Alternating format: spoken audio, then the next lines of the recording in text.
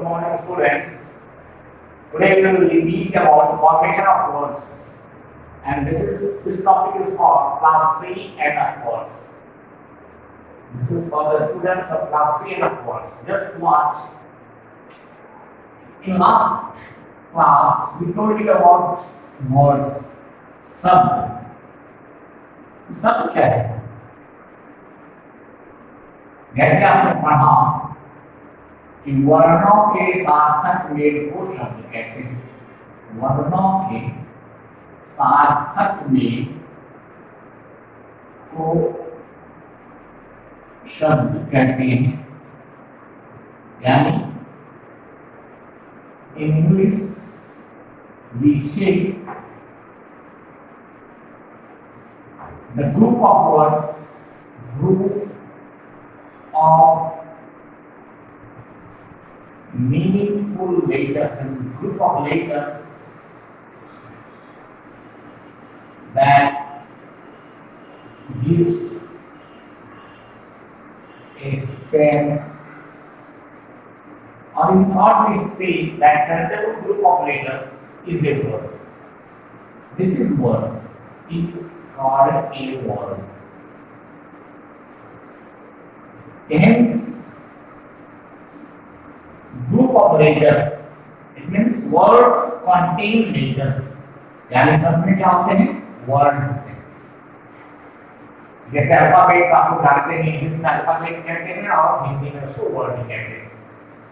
तो वर्ड जैसे आप बोलते हैं स्वर वर्ड और व्यंजन वर्ड, इसको उच्चारण करते हैं क, इसमें अ लगाते हैं, ये एक अक्षर बना क। अब इसी में आप यदि आ लगाते हैं तो ये एक अक्षर बनता है का, और इस का के साथ यदि लो में आका लिखते तो एक शब्द बना काला। क में यदि इसको हर्षिकार कहते हैं और या क मोनो कमर, इस तरह से आप लिखते हैं कि कई वर्णों को जब मिला दें तो एक शब्द की रचना होगी। Similarly in English we have like D O G. You call it dog. How you pronounce? D O G.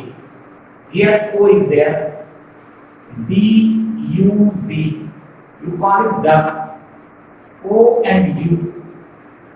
It calls how to speak, how can you speak, and it helps in formation of words. इसको हम लोग English में vowels कहते हैं। क्या कहते हैं इसको? vowels, जो शब्द की रचना में सहायक होता है, help in formation of words. तो फॉर्मेशन ऑफ लेटर्स में आपने देखा कि यदि हम अक्षरों को मिलाते हैं, अक्षरों को मिलाते हैं या वर्णों को मिलाते हैं तो हमारी शब्द रचना। आपने जैसे इंग्लिश में पढ़ा है कि two kinds of alphabets, consonants and vowels. You have two kinds of alphabets, one is consonant and another is vowel. Consonant takes help vowels to speak. Yeah, in speaking we take help of vowels, but vowels does not need help of any other letter. As you speak A, E, I, O, U. I नहीं हिंदी, इसमें कितने भी स्वर वर्ण हैं, ओ आ सही हुई असो हो, इस तरह से। अब देखें कि आप जो शब्द की रचना के साथ साथ ये बातें और आपको हम आज बताना चाहते हैं। You can split a word into varnas, जिसको लोग वर्ण विन्यास भी कहेंगे। क्या कहेंगे उसको? वर्ण विन्यास। वर्ण विन्यास, splitting into letters, splitting into letters। जैसे कोई भी शब्द है, शब्दों की रचना किससे सहयोग से होती है? वर्णों के सहयोग से या अक्षरों के सहयोग से। उसको यदि कोई भी शब्द है उसको वर्ण में अलग अलग करना ही वर्ण विन्यास है। उसको वर्ण विच्छेद भी कहते हैं, अलग अलग वर्णों में बांटना। जैसे एक शब्द है कहानी। यदि आपके पास एक शब्द है कहानी, आप पढ़ते हो क, जब आप क बोलते हैं उसके साथ अ स्वर का उच्चारण होता है। हा जब बोलते हैं तो ह के साथ आ का उच्चारण होता है, और नी जब बोलते हैं नौ के साथ दीर्घ ई का उच्चारण होता है, जिसको बड़ी ई भी कहते हैं। इस तरह से ये कहानी एक शब्द है जिसको वर्णों में ये बांटेंगे, वो हो जाएगा क प्लस क, यानी क हो गया, ये हा हो गया और ये नी हो गया। यानी ये शब्द की जो रचना है वर्णों के सहयोग से होता है। तो वर्णों में अलग अलग करना है, शब्दों को वर्णों में विच्छेद करना ही word विन्यास कहलाता है। In this way, in English too, just you have a word later, L-E-T-T-E-R. You very easily can split into words. We have 1, 2, 3, 4, 5 and 6 letters or 6 alphabets contained in a word later, that is L-E-T-T-E-R. When we pronounce, जब आप उसका उच्चारण करते हैं ले तर तर, अब देखिए आप ले या टी या तर होता है, ऐसे ही बहुत ऐसे वर्ड्स हैं, जैसे टी टी ए, कभी कभी T C H E R, teacher. कभी कभी हम लोग ओ का उच्चारण के साथ भी हो रहा है, टी इधर ए का उच्चारण हो रहा है, यहाँ ए का उच्चारण हो रहा है। इस तरह से ये जो भावेल्स हैं ये वर्ड्स को इनहांस करने के लिए, वर्ड्स को के फॉर्मेशन में ये सपोर्ट करता है और उसका प्रोनाउंसिएशन करने के लिए हमें सपोर्ट करता है। तो वर्ड विन्यास ऐसे हिंदी में जानना अधिक जरूरी है और जो आपको पूछा भी जाता है। अब इसमें दो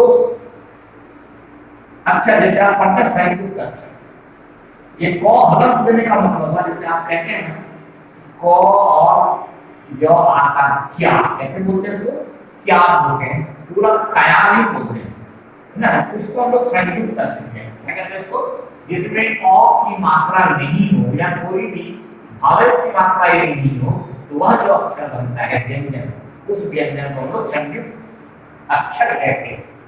जैसे आप लिखते हैं बच्चा, एक शब्द आप लिखते हैं बच्चा, बोलते कैसे हैं बच्चा, तो यहाँ पर देखिए आधा जो आप बोलते हैं संयुक्त अक्षर कहते हैं। तो ब तो ये पूरा हो, यानी ब के साथ ओ लगा है और इस च के साथ कोई व्यंजन नहीं है, हलंत देने का मतलब है इसके साथ किसी भी तरह का भाव स्वर नहीं है, और चा यानी च के साथ आला है, इसलिए ये शब्द हो गया। यानी इस शब्द को हम लोग इस वर्ड में अलग अलग करके इसको लोग कहेंगे पंच।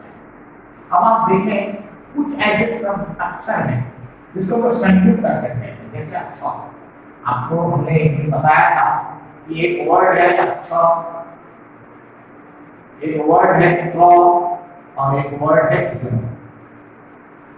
अक्षर जो बनता है वह 3 वर्णों के योग से बनता है, क श और अ को मिलाएंगे ये अक्षर बनता है। त्र आप जैसे बोलते हैं तो, र और अ। ज्ञ है ये ज, ज्ञ और अ के सहयोग से लिखा बना ज्ञ। इस तीनों को हम लोग संयुक्त वर्ड है, क्या कहते हैं इसको, संयुक्त वर्ड। ये प्रॉब्लम्स आपको इंग्लिश में नहीं है।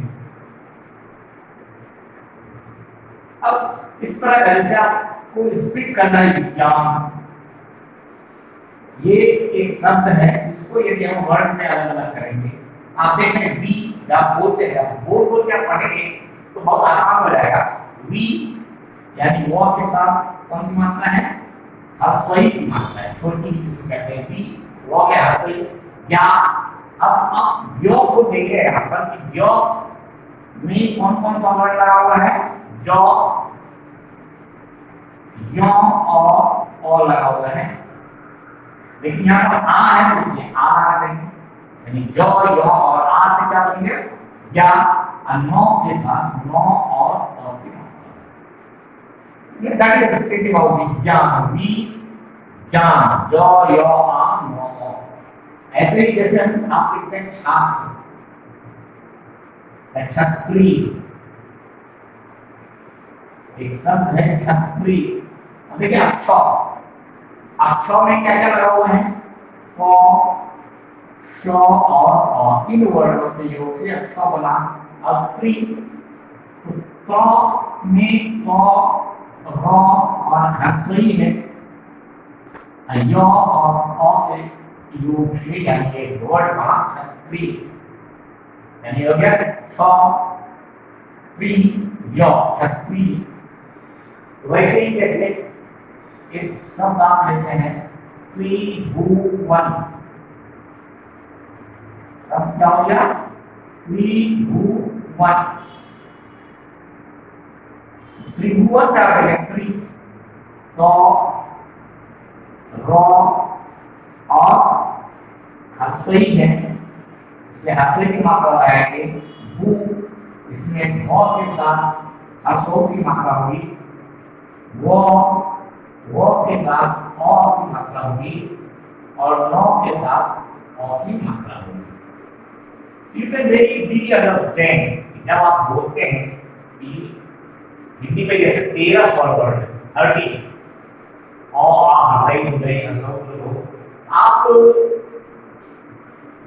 प्रोनाउंसिएशन भी जब करते हैं जैसे गीता, देखें प्रोनाउंसिएशन भी जब आप करते हैं ई और ई का क्या मतलब है, इसमें आप धीरे से बोलते हैं किसान या गीता, लेकिन आप गीता, पपी थोड़ा सा जोर पड़ता है, पपी का यहाँ पर आप दीर्घ का प्रयोग करते हैं। वैसे ही जैसे हम स्व और दीर्घ सुनते हैं, हम स्व का मतलब कुल, इसको आप बोलते हैं कुल, और एक होता है कूल, दोनों के बाद मीनिंग में भी काफी अंतर होता है।